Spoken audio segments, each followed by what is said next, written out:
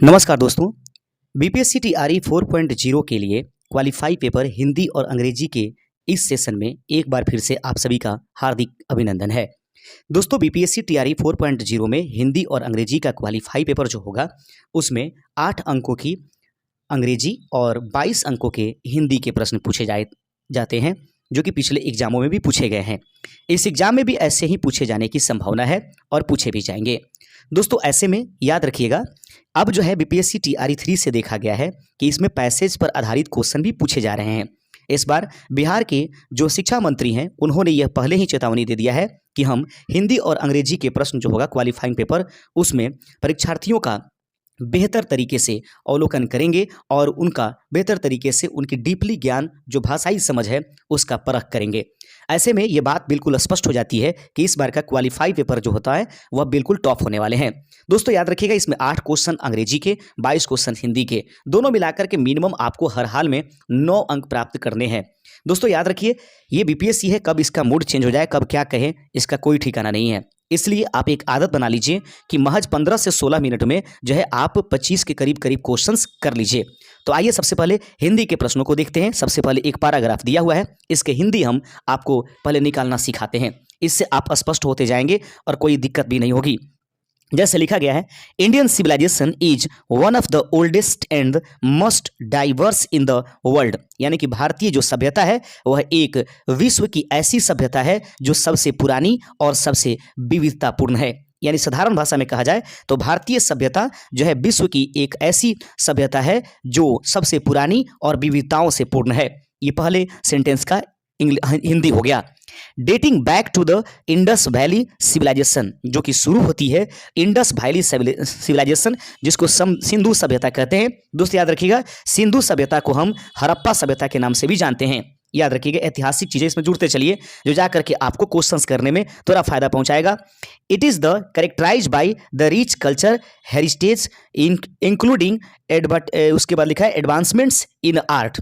इसके मतलब हुआ कि इसकी विशेषता इसकी समृद्धि संस्कृति विरासत है, जिसमें कला, याद रखेंगे, कला, आर्किटेक्चर यानी वास्तुकला, साइंस यानी विज्ञान एंड स्पिरिचुअलिटी यानी अध्यात्म जो है इसके प्रमुख विशेषता रही है।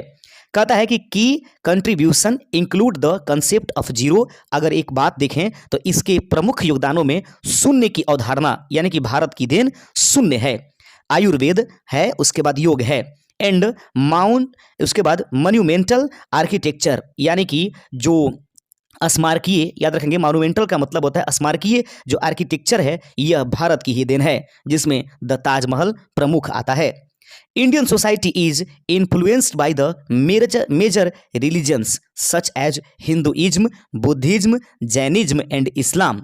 इसका मतलब हुआ कि भारतीय समाज में हिंदू धर्म, बौद्ध धर्म और जैन धर्म और इस्लाम जैसे प्रमुख धर्मों से प्रभावित है। उसके बाद देखते हैं फोस्टरिंग अ यूनिक ब्लेंड, याद रखेंगे, unique blend of the traditions, जो इसको एक अनूठा मिश्रण प्रदान करता है। उसके बाद है the caste system and Sanskrit literature. कहता है कि इसकी जातीय व्यवस्था और इसकी जो आपके पास संस्कृत साहित्य है आल्सो प्लेड ये पिवटल रोल्स, ये एक अहम भूमिका निभाती है। This ending civilization expansions unity in diversity, यह जो एक ऐसी सभ्यता है जो अनेकता में एकता को जागृत करती है। Shaping its identity through the centuries of the change and adoptions. इसका मतलब यह हुआ कि जो सदियों के परिवर्तन और अनुकूलन के माध्यम से अपनी पहचान बनाती है। तो प्रमुख क्वेश्चंस ये जो है आपके पास से, इसका हिंदी है, मैंने आपको करके दिखाया। अब इसका अंग्रेजी का क्वेश्चंस हम लोग देखेंगे, जो कि शुरुआत होती है। पहला प्रश्न है, what is considered one of the earliest civilization in Indian history. इसका मतलब हुआ कि भारतीय इतिहास में सबसे प्रारंभिक सभ्यताओं में से एक किसे माना जाता है। What is considered one of the earliest civilization in the Indian history, यानी कि वह क्या है जिसको समझा जाता है एक बहुत ही प्रारंभिक सिविलाइजेशन भारतीय सभ्यता में।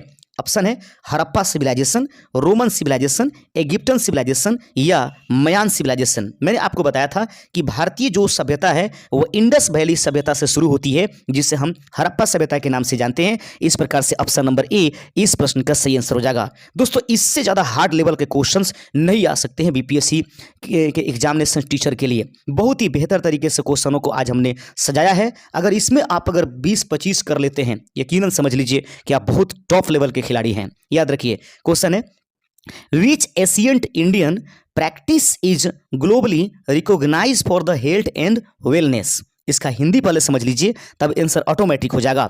विच एशियंट इंडियन प्रैक्टिस यानी कि वह कौन सी प्राचीन भारतीय पद्धति है, इस ग्लोबली यानी विश्व स्तर पर रिकॉग्नाइज जो मानी जाती है, फॉर हेल्थ एंड वेलनेस जो यानी कि स्वास्थ्य एवं तंदुरुस्ती के लिए जानी जाती है। हिंदी हुआ कि वह कौन सी भारतीय पद्धति है जो विश्व स्तर पर हेल्थ और वेलनेस यानी कि स्वास्थ्य एवं तंदुरुस्ती के लिए अपनी पहचान बनाई है। जो दिया गया पैसेज था उसमें आयुर्वेदा, अल्केमी, उसके बाद हर्बलिटी में लिखा गया है और मेडिटेशन लिखा हुआ है। तो इसमें जो प्रयोग किया गया था वो आयुर्वेदा था। ऑप्शन नंबर ए इस प्रश्न का सही आंसर हो जाएगा। दोस्तों, बिल्कुल बने रहिएगा और प्लीज आप हमारी मदद एक लाइक और एक सब्सक्राइब से करते रहिए। दोस्तों, तीसरा नंबर क्वेश्चन है कि which numeral system originated in ancient India, यानी वह कौन सा जो अंकीय पद्धति है वह प्राचीन भारत के द्वारा ऑरिजिनेट किया गया है, अर्थात उत्पन्न किया गया है। बाइनरी, रोमन, जीरो या डेसिमल।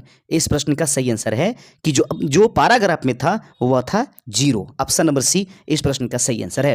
पैराग्राफ के हिसाब से चलना है। चौथा नंबर क्वेश्चन है the Taj Mahal is an example of which aspect of Indian civilization. जो हमारे देश का ताजमहल है वह एक एग्जाम्पल है किस एस्पेक्ट का, वह कौन सी पहलू जो है इंडियन सिविलाइजेशन के, यानी कि भारतीय सभ्यता के किस पहलू का उदाहरण जो है वह ताजमहल है। ऑप्शन है रिलीजियस टेक्स्ट है या मोनुमेंटल आर्किटेक्चर है या फोल्क ट्रेडिशंस है या ट्रिबल आर्ट है। तो याद रखिएगा, मैंने बताया था यह एक प्रकार का स्मारकीय जो है आर्किटेक्चर है यानी वास्तुकला है। ऑप्शन नंबर बी इस प्रश्न का सही आंसर हो जाएगा। कुछ द करेक्ट ऑप्शंस, यानी कि 5 से 8 नंबर तक क्वेश्चंस जो होंगे आपको उसका ऑप्शंस चुनना है। तो अब हम लोग ऑप्शनों पर ध्यान देने की कोशिश करेंगे और ऑप्शन वाले क्वेश्चंस को एक एक करके गौर से देखते चलिएगा।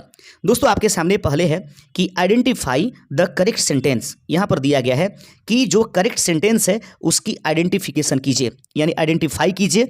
ऑप्शंस है कि she goes to the market everyday, वह प्रतिदिन मार्केट जाती है। She goes to the market everyday.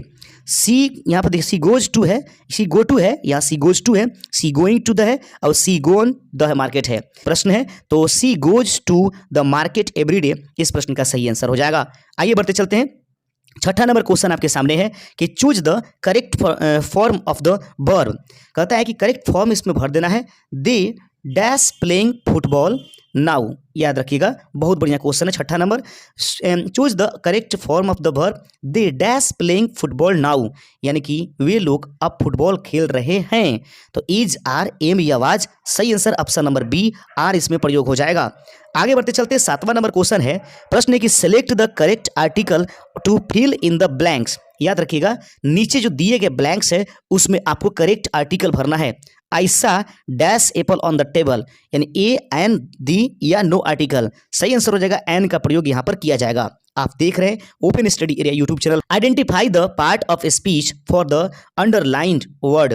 कहता है कि नीचे जो अंडरलाइन वर्ड किए गए हैं, अंडरलाइन छुटे हुए हैं, कोई बात नहीं है, क्विकली को आपको बताने हैं। She runs quickly to catch the bus. याद रखेंगे, वह तेजी पूर्वक दौड़ा बस को पकड़ने के लिए। इसमें कौन सा जो अंडरलाइन किया गया है क्विकली के नीचे वह कौन सा एक पार्ट्स ऑफ स्पीच है। तो याद रखेंगे ये दोस्तों, यह विशेषता बता रही है, इसलिए एडवर्ब के रूप में इसको प्रयोग करेंगे। ऑप्शन नंबर सी इस प्रश्न का राइट आंसर हो जाएगा। उम्मीद करते हैं कि 8 क्वेश्चन अंग्रेजी को आप अच्छे तरीके से समझ गए होंगे। अब आइए हिंदी के प्रश्नों को गौर से देखते हैं प्यारे दोस्तों। प्रश्न संख्या 9 से 14 तक का उत्तर गद्यांश के आधार पर चुनिए। मधुबनी पेंटिंग बिहार के मिथिला क्षेत्र की एक प्रसिद्ध लोक कला है। यह कला अपने जीवंत रंगों, जटिल पेंटर और सांस्कृतिक प्रतीकों के लिए जानी जाती है। इन चित्रों में प्राचीन मिथिकों, धार्मिक कथाओं और प्रकृति की तत्वों को दर्शाया जाता है। आमतौर पर महिलाएं इन चित्रों को दीवारों, फर्श और कपड़ों पर बनाती थी, लेकिन अब यह कागज, कैनवास और अन्य सतहों पर भी बनाई जाती है। प्राकृतिक रंगों और बांस की कलम का उपयोग इसकी विशेषता है। यह कला न केवल सौंदर्य की दृष्टि से महत्वपूर्ण है, बल्कि यह मिथिला की संस्कृति और परंपराओं को जीवंत बनाए रखने का माध्यम भी है। यह आपके पास एक छोटा सा पैराग्राफ था और उसके बाद अब इस पर आधारित प्रश्न देख लीजिए। पहला प्रश्न है, मधुबनी पेंटिंग किस राज्य की कला है? याद रखिएगा, इस बेसिस पर ऑप्शन नंबर बी इस प्रश्न का राइट आंसर हो जाएगा। उम्मीद करते हैं कि आपने चुना भी होगा। अगला क्वेश्चन है प्यारे दोस्तों, और वो क्वेश्चन आपके सामने स्क्रीन पर उपस्थित है। प्रश्न कहता है, मधुबनी पेंटिंग में किस प्रकार के रंगों का उपयोग होता है? तो मधुबनी पेंटिंग में किस प्रकार के रंगों का प्रयोग होगा? प्राकृतिक रंग, कृत्रिम रंग, तेल रंग या वाटर? सही आंसर है, इसमें प्राकृतिक रंगों का प्रयोग किया जाता है। अगला क्वेश्चन देख लीजिएगा, अगला क्वेश्चन गौर से देखिए। प्रश्न कहता है, मधुबनी पेंटिंग मुख्य रूप से किनके द्वारा बनाई जाती है? याद रखेंगे, मधुबनी जो पेंटिंग है वह मुख्य रूप से किनके द्वारा बनाई जाती है? ऑप्शन है पुरुष, महिला, बच्चे या कलाकारों के द्वारा। 11 का सही आंसर हो जाएगा, यह मुख्य रूप से महिलाओं के द्वारा बनाई जाने वाली पेंटिंग है। अगला क्वेश्चन देख लेंगे दोस्तों, 12वां नंबर क्वेश्चन है, मधुबनी पेंटिंग में किस प्रकार के चित्र मुख्य रूप से बनाए जाते हैं? मधुबनी कला की जो पेंटिंग है वह मुख्य रूप से किस बनाई जाती है? तो ऑप्शन आपके सामने जो है, पौराणिक कथाएं एवं प्रकृति व आधुनिक वास्तुकला, विज्ञान उपकरण, ऐतिहासिक इमारतें। तो सही आंसर है, पौराणिक कथाएं और प्रकृति जो है मधुबनी पेंटिंग के रूप में, इसमें चित्र के रूप में बनाया जाता है। ऑप्शन नंबर ए इस प्रश्न का सही आंसर है। 13वां नंबर क्वेश्चन देख लीजिएगा दोस्तों। 13 नंबर क्वेश्चन कहता है, थोड़ा छोटा कर देते हैं ताकि स्पष्ट हो जाए। 13 नंबर क्वेश्चन है, मधुबनी पेंटिंग के लिए पारंपरिक रूप से किस सामग्री का उपयोग किया जाता है? मधुबनी पेंटिंग के लिए पारंपरिक रूप से किस सामग्री का उपयोग किया जाता है? 13वें का सही आंसर हो जाएगा ऑप्शन नंबर ए, बांस की कलम। मधुबनी पेंटिंग के लिए पारंपरिक रूप से किस सामग्री का उपयोग करते हैं? तो बांस की कलम का प्रयोग किया जाता है। अगला क्वेश्चन देख लीजिएगा, 14 नंबर प्रश्न है कि मधुबनी पेंटिंग को अन्य नाम से भी जाना जाता है, वह नाम क्या है? मधुबनी पेंटिंग को एक और नाम से भी जाना जाता है, आपको बता देना है कि वह नाम निम्नलिखित में से कौन है? ऑप्शन जो दिए गए हैं, ऑप्शन नंबर बी, यानी कि इसको मिथिला पेंटिंग के नाम से भी जानते हैं। ऑप्शन नंबर बी इस प्रश्न का सही आंसर हो जाएगा। दूसरा पैराग्राफ है, मध्यकालीन हिंदी साहित्य का काल लगभग 10वीं से 18वीं सदी तक माना जाता है। यह युग मुख्यतः भक्ति आंदोलन और संत साहित्य से प्रभावित है। इसमें भक्त कवियों ने भगवान की भक्ति, सामाजिक समरसता और नैतिक मूल्यों पर जोर दिया। तुलसीदास, कबीर, सूरदास और मीराबाई जैसे कवियों ने इस युग को समृद्ध किया। भक्ति काल 2 धाराओं में बटा था, निर्गुण और सगुण। निर्गुण भक्ति में कबीर और रैदास जैसे संत थे, जबकि सगुण भक्ति में राम और कृष्ण की उपासना करने वाले कवि शामिल थे। इस काल का साहित्य जनता की भाषा में लिखा गया, जिससे यह जन जन तक पहुंच पाया है। तो अब यहाँ से आपको 15 नंबर क्वेश्चन से लेकर के और 20 नंबर के क्वेश्चंस तक आपको सही उत्तर चुनने की आवश्यकता है। तो 15 नंबर क्वेश्चंस देख लीजिए और प्रश्न को आसानी पूर्वक आप हैंडल करते चलिए। पहला ये 15 नंबर क्वेश्चन है, मध्यकालीन हिंदी साहित्य का काल किस शताब्दी से प्रारंभ माना जाता है? मध्यकालीन हिंदी साहित्य का काल किस शताब्दी से प्रारंभ माना जाता है? दिए गए ऑप्शन का सही आंसर है, यह 10वीं शताब्दी से, जो कि पैराग्राफ में था। अगला क्वेश्चन है, प्रश्न है कि भक्ति काल को कितनी धाराओं में बांटा गया है? अभी तुरंत बताया गया कि भक्ति काल को जो है 2 धाराओं में बांटा गया है। ऑप्शन नंबर बी इस प्रश्न का सही आंसर है। अगला क्वेश्चन है, सगुण भक्ति के प्रमुख कवि कौन हैं? तो सगुण भक्ति के प्रमुख कवि निम्नलिखित में से कौन हैं? तो देख लीजिए, कबीरदास, रैदास, सूरदास और तुलसीदास। तो सही आंसर है, सूरदास और तुलसीदास जो हैं वह सगुण भक्ति के प्रमुख कवि हैं। आगे बढ़ते चलते हैं। 18 नंबर क्वेश्चन है कि निर्गुण भक्ति का मुख्य विषय क्या था? तो निर्गुण जो भक्ति है उसका मुख्य जो विषय है वह निम्नलिखित में से क्या है? दिए गए पैराग्राफ के अनुसार सही आंसर है निराकार ब्रह्म की उपासना, इसका राइट आंसर हो जाएगा। आगे क्वेश्चन देख लीजिएगा। अगला क्वेश्चन है कि मध्यकालीन हिंदी साहित्य में किस प्रकार की भाषा का प्रयोग किया गया है? तो मध्यकालीन जो हिंदी साहित्य है उसमें किस प्रकार की भाषा का प्रयोग किया गया है? यानी इसमें लोक भाषा का प्रयोग किया गया है। यही कारण है कि यह जन जन तक आसानी से पहुंच पाया है। अगला क्वेश्चन और अंतिम क्वेश्चन है जो कि इस पैसेज के आधार पर था, हिंदी पैराग्राफ पर आधार पर, निम्नलिखित में से कौन सा भक्ति काल का कवि नहीं है? निम्नलिखित में से वह कौन है जिनको भक्ति काल की जो कवि हम नहीं मानेंगे? तुलसीदास, कालिदास, सूरदास या फिर आपके पास कबीर? तो याद रखेंगे ऑप्शन नंबर बी कालिदास जो है वह भक्ति काल के कवि नहीं है, अपितु तुलसीदास, सूरदास और कबीर ये तीनों के तीनों भक्ति काल के कवि हैं। तो ये रहे आपके 5 क्वेश्चन पहले, 6 क्वेश्चन पहले, 6 क्वेश्चन फिर बाद में, 12 क्वेश्चन और 8 प्रश्न आपके किस चीज के रहेंगे, वो है आपके अंग्रेजी का। बाकी 10 क्वेश्चन जो होगा हिंदी व्याकरण से। तो आइए हिंदी व्याकरण के प्रश्नों को देखें। प्रश्न कहता है दोस्तों कि आसमान के तारे तोड़ना इस मुहावरे का सही अर्थ क्या है। आसमान के तारे तोड़ना इस मुहावरे का सही आंसर है ऑप्शन नंबर ए कठिन कार्य करना। ऑप्शन नंबर ए इस प्रश्न का सही आंसर है। अगला क्वेश्चन देख लीजिएगा, जल का पर्यायवाची शब्द निम्नलिखित में से क्या है, वायु, नीर, अग्नि या भूमि। सही आंसर है ऑप्शन नंबर बी। सभी क्वेश्चन दोस्तों हार्ड नहीं रहेंगे, कुछ क्वेश्चंस ऐसे भी दिए जाएंगे जिससे कि आपको लगे कि नहीं चलो हम गेम में बने हुए हैं। ऐसे प्रश्न आपको एग्जाम्स में जरूर देखने को मिलेंगे। विद्यालय शब्द में कौन सी संधि है, याद रखेंगे विद्यालय शब्द में कौन सी संधि प्रयोग की गई है, जो कि 23 नंबर क्वेश्चन आपके सामने उपस्थित किया गया है। सही आंसर है इसमें गुण संधि का उपयोग किया गया है। आगे बढ़ते चलते हैं। राम ने सीता को पुस्तक दी, इस वाक्य में ने कौन सा कारक है, तो राम ने कर्ता ने, तो याद रखेंगे ऑप्शन नंबर ए ये कर्ता कारक है। आगे बढ़ते चलिएगा। पुस्तकालय शब्द कौन सी संज्ञा है, पुस्तकालय शब्द कौन सी संज्ञा है, याद रखिएगा प्रश्न नंबर 25 आपके सामने है कि पुस्तकालय जो शब्द है वह कौन सी संज्ञा का उदाहरण है, तो याद रखेंगे यह एक प्रकार की जातिवाचक संज्ञा का उदाहरण है। आगे बढ़ते चलते हैं। तुम्हारा शब्द किस प्रकार का सर्वनाम है, तुम्हारा जो शब्द है वह किस प्रकार का सर्वनाम है, यह एक संबंधवाचक सर्वनाम के रूप में जाना जाता है। 27वां नंबर क्वेश्चन है, नीला आसमान बहुत सुंदर है, इस वाक्य में नीला शब्द कौन सा विशेषण है। नीला आसमान बहुत सुंदर है, इस वाक्य में नीला शब्द कौन सा विशेषण के रूप में प्रयोग किया गया। सही आंसर है यह गुणवाचक जो है विशेषण को दर्शाता है। अगला क्वेश्चन 28 नंबर, राजपुत्र में कौन सा समास है, राजपुत्र में निम्नलिखित में से कौन सा समास प्रयोग किया गया है, तो दोस्तों राजा का पुत्र यानी कि ऑप्शन नंबर बी इसमें तत्पुरुष समास का प्रयोग किया गया है। 28वां के बाद 29वां नंबर क्वेश्चन आपके सामने है। प्रश्न आपके सामने 29 नंबर। दोस्तों प्लीज चैनल को सब्सक्राइब जरूर कीजिएगा, क्योंकि लगातार आप लोगों के लिए मेहनत कर रहे हैं और एग्जाम्स के पहले तक A to Z हर चीज पर हम कमांड आप लोगों के लिए बना देंगे। दाल में कुछ कला है, देखा है यह इसका सही अर्थ क्या है। दाल में कुछ काला है का सही अर्थ निम्नलिखित में से क्या है। सही आंसर है ऑप्शन नंबर बी संदेह होना। 29 का ऑप्शन नंबर 20 का सही आंसर हो जाएगा। 30वां नंबर क्वेश्चन है कि सुंदर शब्द का संधि विच्छेद क्या होगा।